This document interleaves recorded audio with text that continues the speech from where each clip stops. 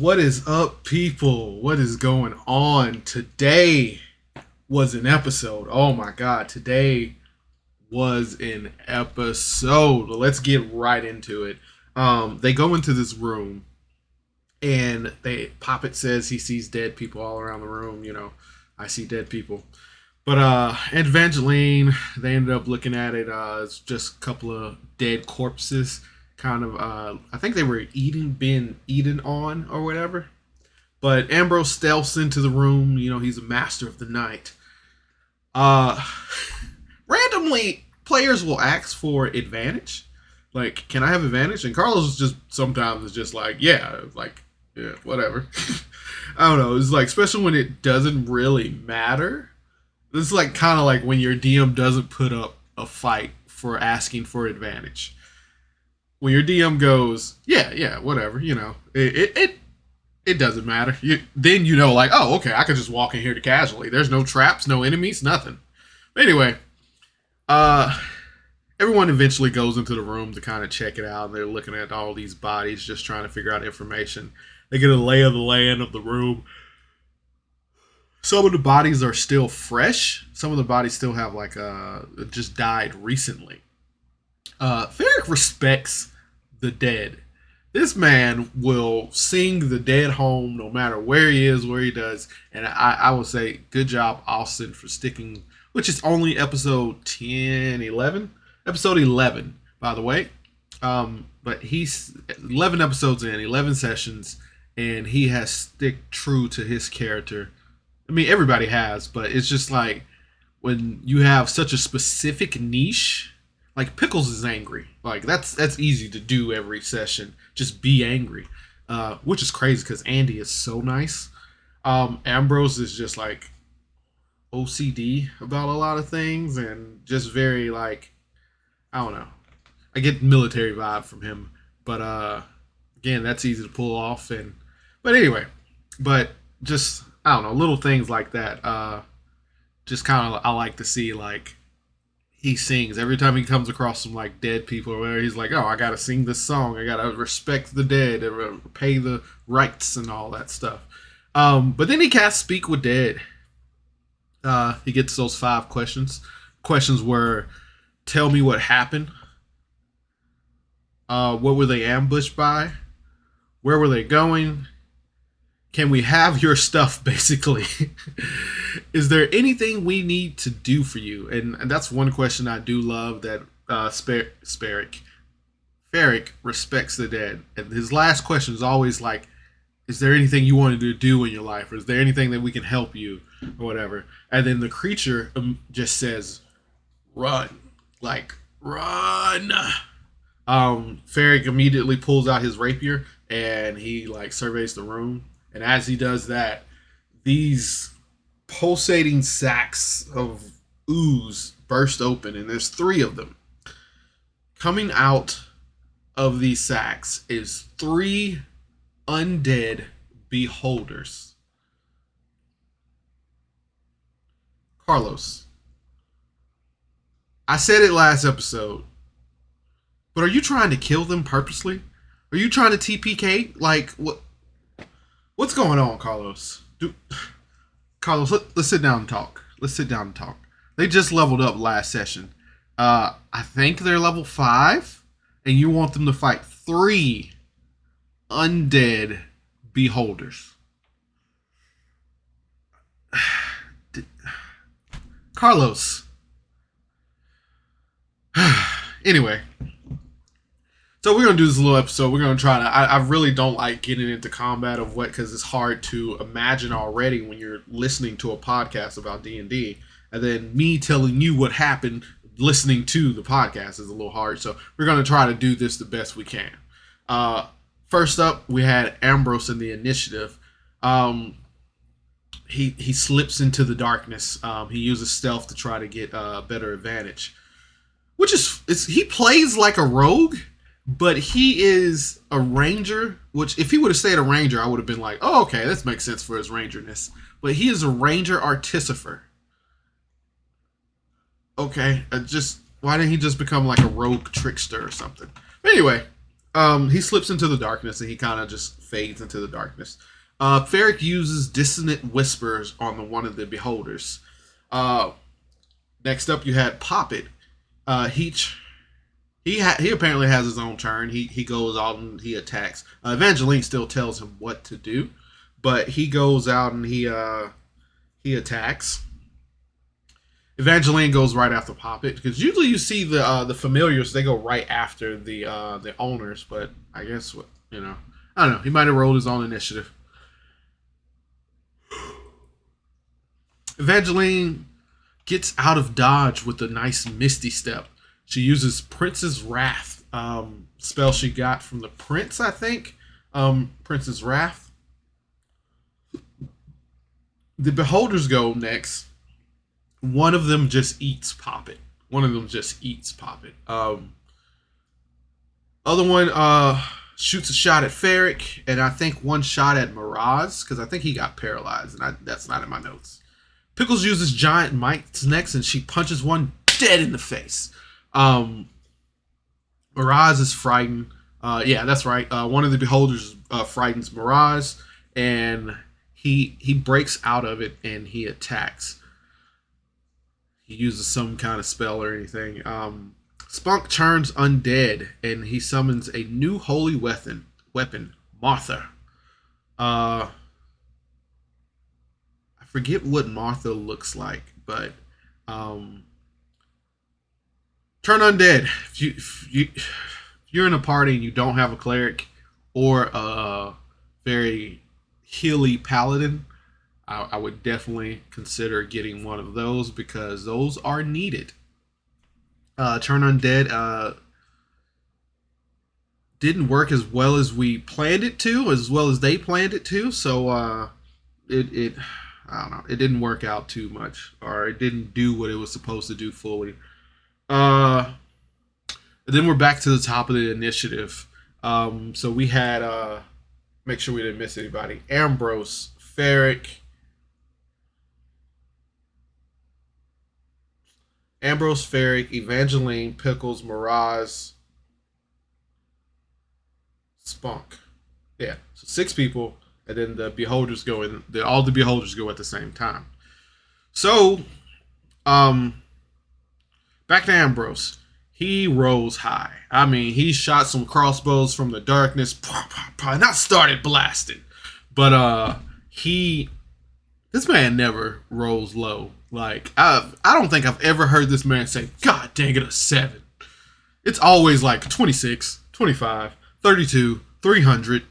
So, Ambrose is always rolling high. I call hacks.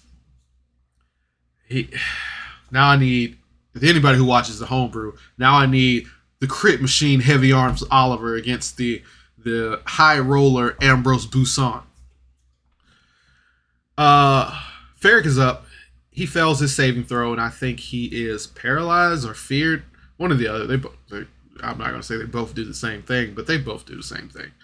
Papa turns into a spider when he's gotten eaten by one of the beholders. Evangeline uses Prince's Wrath again. She uses it twice once. And I'm like, how did she shoot that twice? She wasn't hasted or anything. I don't know if it was this turn or last turn or next. But she does use it twice in one attack. And she just... Prince's Wrath. The beholders go. One fights Pickles. I think one tries to bites Pickle. One searches and scans the room, kind of looking for anybody who's stealth or anything like that. Then one shoots at Ferric. Ferric survives. Then one powers up and uses a disintegration beam at Evangeline. She doesn't dodge it. 58 points of damage. Sir, Carlos.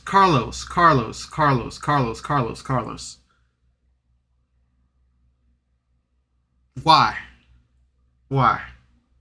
I mean,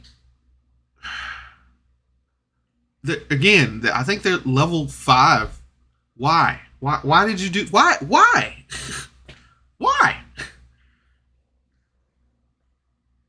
There. I remember when this happened, and me and my friend started a hashtag Justice for Evangeline because that was an unjust takedown. These, oh man, oh man, I was so shocked because like Katie just kept talking. She was just like, "Well, that's all my hit points. I'm down." And then Carlos was like, "Katie, you turned to dust." Okay. Okay. Don't know what to do there. I mean, of course she didn't argue it. She couldn't fight it. So it's just like, oh, that's what happened. 58 damage, and she's disintegrated. I mean, that is how disintegrate works. You go down with disintegrate, you're gone. You're gone. Everyone reacts pretty well who sees it. I don't think Austin reacted at all for a while. But Ambrose, he was on it. He hit that blood curdling scream, Evangeline! But Pickles didn't see it. Somebody saw it. Was it Spunk? I don't know. But Pickles keeps fighting whoever she was fighting. The initiative rose to Pickles. Mirage continues to fight. He does his thing. Spunk heals Ferric, and Ferric says, "Hey, it's time to go. Like we gotta fight 3 of these things, and they've already killed one of us. It's time to go." And my man Ferric making the most sense out of the whole thing, because Pickles up there fighting 1. Granted, she holding her own fighting 1, but the other 2 are just running amok. So it's literally time to go. I mean, it's time to stop playing around. Ferric is like, "Hey, let's get out of here." So he starts to try to corral the group together, like, "Hey, let's get out of here." Ambrose uses Zephyr Strike, and he's kind of like conflicted on what he wants to do. Ferric continues to try to get everyone to leave, uses Dissonant Whispers, and he ends up killing one of the Beholders. It is now the Beholder's turn. One shoots at Mirage, one shoots at Pickles. Ferric finally convinces Pickles to run away. She starts to run away. Now this happened to be the most frustrating point. Spunk he doesn't want to leave. He doesn't want to leave. And this annoyed me on so many levels. Somebody literally just died. Okay, granted that Ferric just killed one Beholder. And I wish I could see the damage. I can calculate the damage to each Beholder. But, doing the thing again. Alright. Undead Beholder 5E stats. That's not bad. That's not bad. What's the challenge rating 5? That's not bad. It's not as bad as I thought it was gonna be, but they have 93 hit points. And I wish I could see how much damage they did at that time, because nobody asked, do they look bloodied? Do they? I think Carlos painted the scene a little later on, but no, at this point, Spunk, they didn't know if they would look bloody. And get into Spunk's a little backstory is like he has had people in his group. He has been an adventurer before, or a shepherd of adventurers, if I do say. He wanted to stand and fight when these things are killing everybody. But you've lost allies before. You've lost people before. Why are we standing and fighting here? Why are we not running away? We don't know how bad they look, but Spunk is just like, this is what heroes do. If we live, we live. If we die, we die. Sir, Tyrell. Look at Tyrell. This is not Oliver. This is not live how you want to live and die how you want to die. Spunk and this is my personal opinion. I feel like Spunk, yes, he was like all about doing the heroes thing, but there should have been more of, I don't want to lose another set of heroes to do what they're supposed to do. Like, we need to get out of here so I can train these heroes to be better and we can come back and kill these things. That's my line of thinking. Because, again, undead beholders, even in this monster realm, knowing how bad a beholder is, thinking about an undead beholder, I feel like would be even worse. But whatever. Moving on. I'm sorry, Tyrell. I love you, man. I love you. But Spunk, that situation just kind of threw me off. Anyway, Spunk doesn't want to leave. I wrote in my notes, is he depressed? Like, does he want to die? And then it was Ambrose's turn, and he fired some crossbows at the undead beholder that killed Evangeline, and Carlos was like, how do you want to kill it? So at this point they killed 2 undead beholders. I was like, Carlos, do you feel bad? Because when you came out guns blazing, and then you killed somebody playing with guns, and now they're just dropping. Again, they I don't know how much damage they were doing, because I didn't calculate that, but 93 damage. Level 5, though. 3 of them. I don't know. That's almost 1, 2, 3. That's almost 300 damage. Almost 300 damage. So at this point, I'm like, all right, Carlos, is he nerfing this? Is he fudging the health stats here? And if you did, why didn't you do it earlier when Evangeline died? Justice for Evangeline, hashtag. Anyway, so at this point, I guess the group got a little bit more incentive to fight these things. So they continue fighting. Ferret casts Dissonant Whispers again.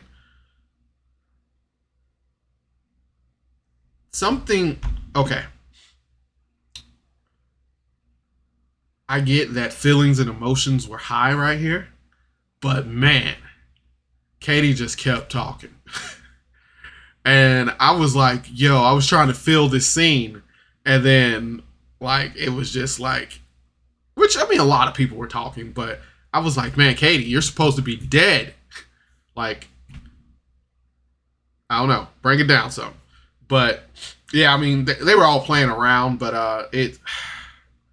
I felt like it was supposed to be an emotional scene, and it got kind of made fun of, or kind of like about it, and I was just like, because I don't know what they were doing. They were using rulers and clicking and like doing stuff, and then Katie jumped in and was just like, I don't know. There was a lot going on, and it distracted me from like the death of Evangeline, especially, you know, with Evangeline still talking. The last beholder shoots a beam at Spunk, or powers up to shoot a beam at Spunk, and the episode ends, of course. Cliffhanger, Carlos.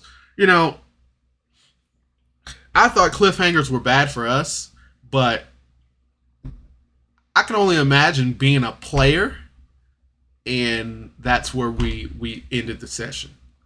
I would be pissed. Not really pissed, but, you know, I would just be like, come on, man. Like, come on, you can't do us like this. But yeah, that's where the episode ends. God, there was a lot of... This was a good combat episode. Carlos is not scared to throw strong enemies at his players. And that showed, like, again, I think they're level 5. 3 undead beholders. Whoa, just they're still really good at describing what they're doing, what their characters are doing. Even before the fight, they did a good job of like trying to like search the room and figure out what was going on. Um, I love that Ferric has Speak with Dead. It's a really good spell. Um, I do feel like, and this is I don't know how true this is. I will probably ask him in chat tomorrow or Monday. I do feel like Carlos kind of fudged some things when things got a little too real, or maybe he didn't. I don't know. Maybe he didn't. Somebody go back and calculate that damage. I bet Andy or Austin did. Somebody go back and calculate that damage they did to those beholders. And which, I mean, who knows? Carlos probably didn't even use the damage that's on the stat block of a beholder. Because, I mean, you can roll your own dice, or you could just set the health that whatever you want it to be. Either way, I don't know. Little unbalanced from both ends for me there. Which I'm always scared that I'm going to kill my players, so I kind of I fudge things out. I think my last campaign was like me going strictly by the book. Like, all right, I'm gonna do this. This is the monster's health. This is the monster's damage. This is how many attacks they get. Deal with it. So, I mean, I'm not mad or upset. I'm just like, whew, it felt like you fudged some things there. Anyway, combat went at a good pace. Everybody got to do their own thing. Everybody kind of stuck out a little bit. Spunk. All these feelings are like personal feelings, so it's just like I don't agree with. I mean, even if they would have ran from these beholders, it's kind of like where they would have went. So I'm not upset, but I'm still just like, oh my god, this was just so stressful. This episode was so stressful, and but it was a good episode. So opinionated review. Let's my opinionated review. I feel like Carlos was fudging something, even though if he denies it. I feel like some fudge was happening there. Somebody was making fudge. Somebody was making fudge. Spunk wanting to keep fighting. Just it seemed off. And then Katie talking after Evangeline died, kind of threw off the importance of her dying. Which, I mean, everybody might not feel the same about that, but I don't know. That was just kind of me. It's just like I'm not telling her to like go away, but I'm just saying like there was a lot of chit chat, I guess. But everything else was amazing. I thoroughly loved this episode. It stressed me the hell out. But I will have to give this episode 8 hit dice out of 10. It was still a very good combat episode.